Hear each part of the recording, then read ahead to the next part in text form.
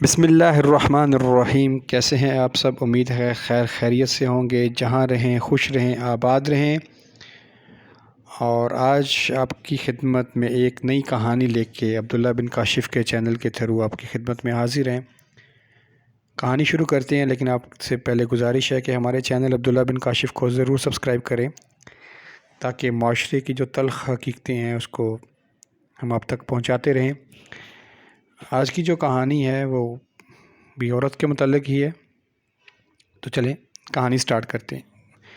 وہ 4 سال کی تھی جب چھوٹا بھائی پیدا ہوا۔ اس کی خوشی کا ٹھکانہ نہ تھا۔ چھوٹے بھائی سے بہت پیار کرتی۔ وقت گزرا، وہ 12 سال کی ہوئی، بھائی 8 سال کا۔ ایک دن بھائی سے شیشے کا گلاس ٹوٹ گیا۔ ماں آئی اور اسے بہت مارا کہ گلاس کچن میں کیوں نہیں رکھتا، لڑکے ہی گھر کی چیزیں سنبھالتی ہیں۔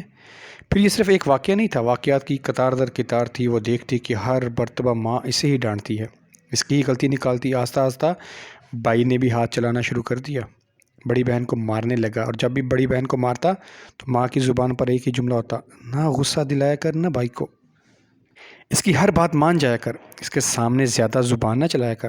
بس ماں کی یہی نصیحتیں ہوتی اور اس کی ذات ہوتی۔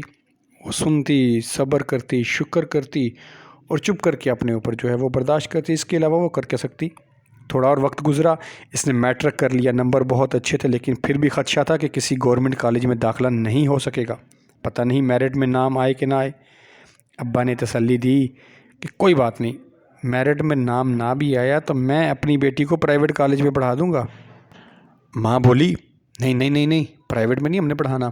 پرائیویٹ کالج کی پتہ ہے کتنی فیسیں ہوتی ہیں؟ ساتھ والے شیخ صاحب کی بیٹی پڑھتی ہے۔ شکر ہے میرٹ لسٹ میں نام آ گیا اور اس نے ایف ایس سی اور پھر بی ایس سی بھی کر لیا۔ بی ایس سی کے بعد اس کی شادی ہو گئی۔ لڑکے والوں کی یہی شرط تھی کہ وہ جہیز نہیں لیں گے، شادی بھی ہے وہ بھی سادگی سے کریں گے، مگر شادی کے بعد لڑکی نوکری لازمی کرے۔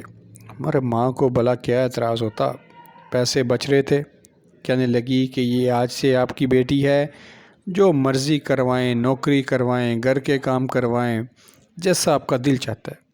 ہماری بیٹی تھی، ہم نے اپنے بیاہ کے آپ کے گھر میں توڑ دی ہے، اب آپ کے گھر میں چلے گئی ہے۔ تو وہ سسرال والوں جو انہوں نے اس کو کہا کہ بھئی آپ نوکری کرو، تو وہ نوکری کرنے بیچاری لگ گئی، نوکری کرتے۔ اب دوسری طرف کا جو حال تھا، وہ بھائی کے میٹرک میں مشکل سے وہ اتنے پاسنگ مارکس آئے۔ اب بھائی کا کسی گورنمنٹ کالج کی میرٹ لسٹ میں نام تو نہیں آیا، لیکن ماں کی ضد تھی کہ آگے لازمی پڑھنا ہے۔ اسے پرائیویٹ کالج میں پڑھایا، لیکن وہ پاس نہیں ہو سکا۔ مختلف شارٹ کورسز بھی کروانے کی کوشش کی، پھر بھی نہیں کر سکا۔ پھر اس کو ایک لڑکی سے پیار ہو گیا۔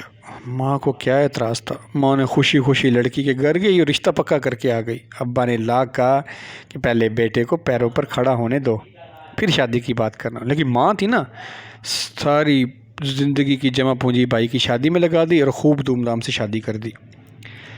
پھر ایک اچانک حادثہ ہو گیا، اس کے ابا جو ہے نا وہ فوت ہو گئے، اور کچھ مہینے بعد جو لڑکی ہے وہ بیوہ ہو جاتی ہے۔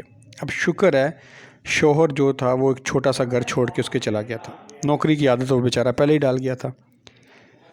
وہ اس قابل تھی کہ اپنی اور اپنے 3 بچوں کی جو جائز ضروریات ہیں وہ اپنی تنخواہ سے پوری کر لیتی، کسی کی محتاج نہیں تھی، لیکن مصروفیات کی وجہ سے ماں سے ملنا کم ہو گیا۔ پھر اچانک ایک دن وہ ماں کے پاس گئی تو دیکھا کہ ماں جو ہے وہ پانی میں بھگو کر روٹیاں کھا رہی ہے۔ تو اس نے بھابھی سے بات کی تو بھابھی نے انتہائی بدتمیزی سے کہا کہ اگر ماں کی اتنی پرواہ ہے تو اپنے ساتھ لے جاؤ۔ شام کو بھائی کام سے آیا تو رسمی لاکھ کے بعد وہ اپنے کمرے میں چلا گیا۔ یہ سب نا اسے دیکھا نہیں گیا، بیٹی تھی نا، تو ماں کو اپنے گھر لے آئی کہ جہاں 3 بچے کھاتے ہیں وہاں آپ بھی کھا لینا ماں، کیا فرق پڑتا ہے۔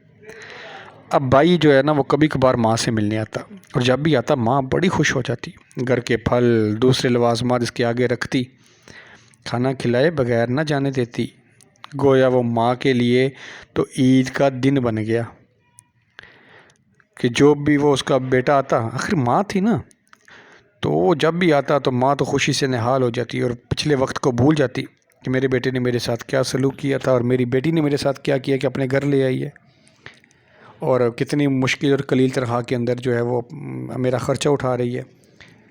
تو ماں تھی، بچے کے لیے تو ماں برابر ہوتی ہے، تو وہ اس کے لیے بس وہ خوشی سے نہال ہو جاتی تھی۔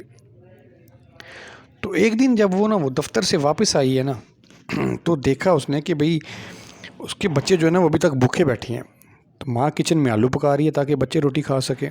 اس نے ماں سے کہا بھابھی سے بات تھوڑا تھا مگر اتنا تو تھا کہ آپ اور بچے دوپہر میں کھانا کھا لیں. ماں کہنے لگی تمہارا بھائی آیا تھا بھوکا تھا میں نے سالن آگے رکھا بڑے شوق سے کھایا. کہنے لگا ماں سالن بڑا مزیدار ہے مجھے دے دیں رات کو بھی میں اسی سے روٹی کھاؤں گا. سو باقی میں نے سالن پیک کر کے اس کو دے دیا. بچے کھاتے ہیں ارے اور ماں بھی امی کھا لے گی تو کیا وہ فرق میرے پڑتا ہے یتیم بچوں کا حق تھا اگر بھائی جو آپ نے اس کو دے دی. وہ میری محنت کی کمائی تھی.